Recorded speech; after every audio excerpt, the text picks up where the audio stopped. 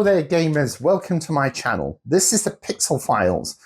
Brand new channel, this is the very first video I'm doing for this channel, and I thought as a first video it should be kind of an introduction as just to who the hell am I and who am I to be talking about video games.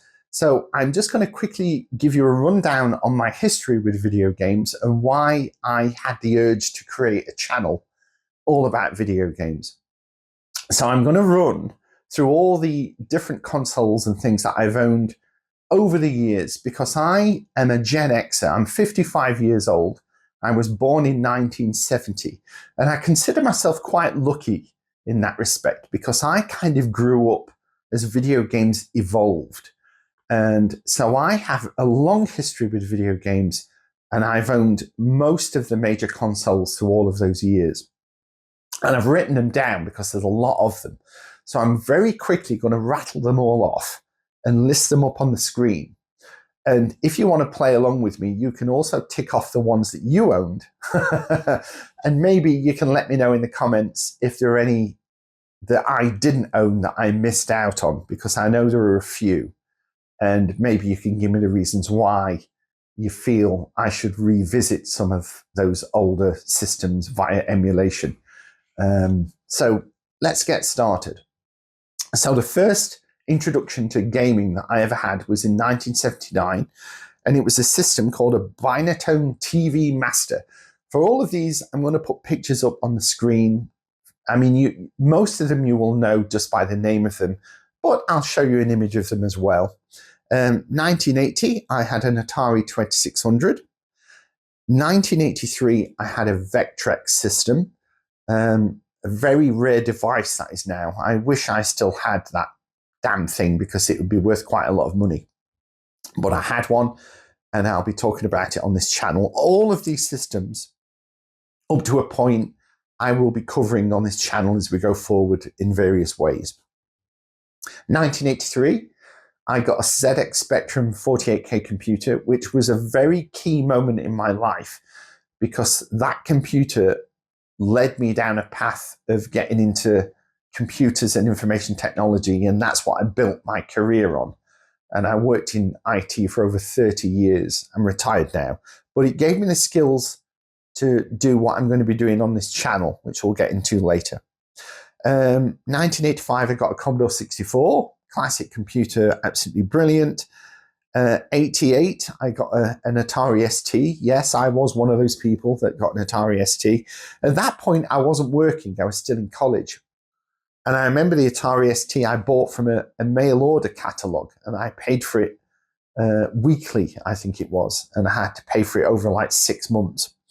And then as soon as I paid it off, I must have sold it on because in 1989, I got a Commodore Amiga because some of my friends had Amigas, and there was a lot of games changing hands, and piracy was rife throughout the 80s, and it seemed the right thing to do to buy an Amiga, and I'm glad I did because it was an amazing machine.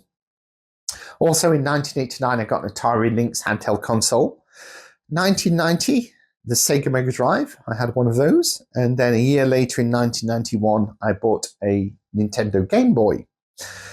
1992 was the Super Nintendo for me, and I had one of those. Again, quite a big selection of games I had for it.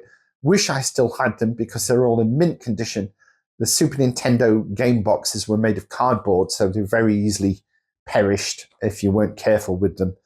And God, if I still had mine in the condition that they were in, it'd be worth a lot of money. A year later in 93, I got an Amiga CD32, which was very exciting because that was the first time I had gaming on a compact disc. So that introduced things like full orchestral sound and real voices in video games. And then that same year in 1993, I got the first of one of my all-time favorite gaming consoles, which was the 3DO. The Panasonic 3DO. I paid £500 for that in 1993, which was a bloody good portion of my monthly salary at that point, I can tell you. But I love the 3DO, and I'll definitely be covering that quite a bit on this channel. And then a couple of years later, in 1995, I got the Atari Jaguar, which I had very briefly because later that year I got a Sega Saturn. And 1996, the PlayStation came out, and I had that for a couple of years. And then in 98, I sold it and bought a Nintendo 64. 1999 was the Sega Dreamcast, which is the second best console I ever owned. Just an amazing console with a huge library of absolutely superb games on it. I love the Dreamcast. And then also that year, 99, I got a Game Boy Color. And I had the Dreamcast for a couple of years. And then in 2001, I got a PlayStation 2. And when I think of the PlayStation 2, I think of Gran Turismo 3, because I played that to death. I even took a week off work once. I used some of my holiday quota and spent the entire week just sat at home playing Gran Turismo 3, which sounds crazy. I didn't go on holiday, but I enjoyed it. It's fine. 2001, I also got a Game Boy Advance. And then a year later in 2002, I got the original Xbox console. And I remember buying that with Halo and Project Gotham Racing, I think, on release day. I had the original Xbox for about 3 years. And then in 2005, I got the Xbox 360. And I also bought a PlayStation Portable in 2005. And then 3 years later, I sold that 360 to get a PlayStation 3. Now, the PlayStation 3 was a huge console for a lot of people. But to me, I never really got into it that much. I had a handful of games for it. But what happened was I was looking at the reviews, and there were a lot of games that the 360 version of the game was getting better review scores than the PlayStation 3 version of the game. And there were other exclusive titles coming out for the 360 that appealed to me. So in 2010, I begrudgingly sold my PS3 and bought a second Xbox 360. 2011, I bought a Nintendo 3DS, which was an amazing experience for the first time to see that 3D without wearing glasses. A really, really clever little handheld device. 2012, I bought a Wii U. I didn't own an original Wii, but I had a Wii U. And also that year, I got a PlayStation Vita, which is possibly the best handheld device there's ever been, in my opinion. Also in 2012, I sold my original 3DS and got a 3DS XL because it had a bigger screen and the 3D tracking worked better on that device. So that was a no-brainer of an upgrade. And then a couple of years later, in 2014, I got a PlayStation 4. I had the PlayStation 4, and then in 2017, I bought a Nintendo Switch, and I had a fairly large collection of Nintendo Switch titles. I'd say at the most, I probably hit about 30 titles for that console. And then in 2021, I bought a PlayStation 5. And later that year, I upgraded my original Switch to a Switch OLED. And then in 2022, I kind of semi-retired and we downsized our house to a bungalow. So some of the gaming stuff that I had, I sold on. So as of now, as of today, the hardware that I own is my 3DS XL. I still have that. I still have my PlayStation Vita, and I have my PlayStation 5. Now, alongside all of that, so all of those consoles, so by all means, let me know in the comments if there are any consoles that I have missed out on. I can think of a couple that aren't on there that you may mention. And let me know if you think I should revisit them via the magic of emulation.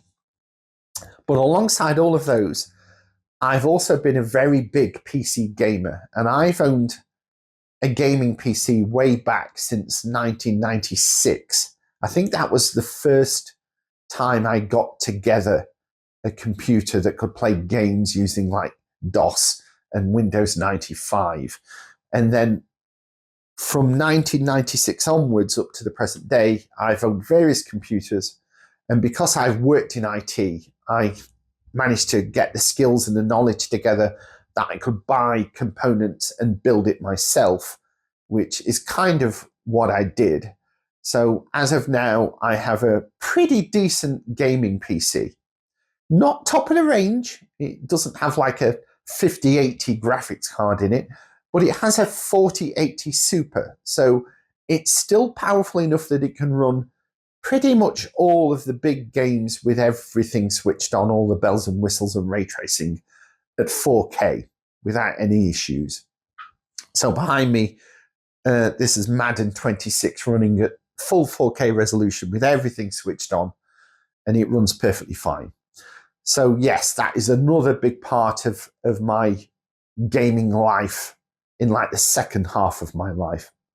So what is this channel going to be about? Well, I'm going to be doing gameplay videos covering pretty much most of the systems on that list. Because I don't own the actual hardware of all of the older systems, I'm going to be relying on emulation to do the gameplay videos.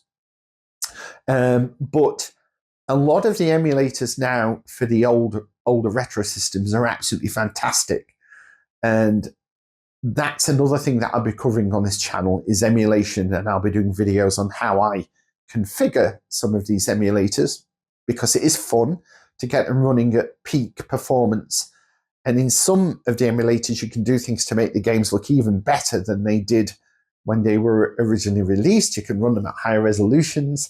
You can run them with high resolution textures and just make them look way, way better. It's fantastic. So I would say everything up to the sort of PlayStation 3 era, we will be covering on this channel through the magic of emulation. So I'll be doing gameplay videos about emulators.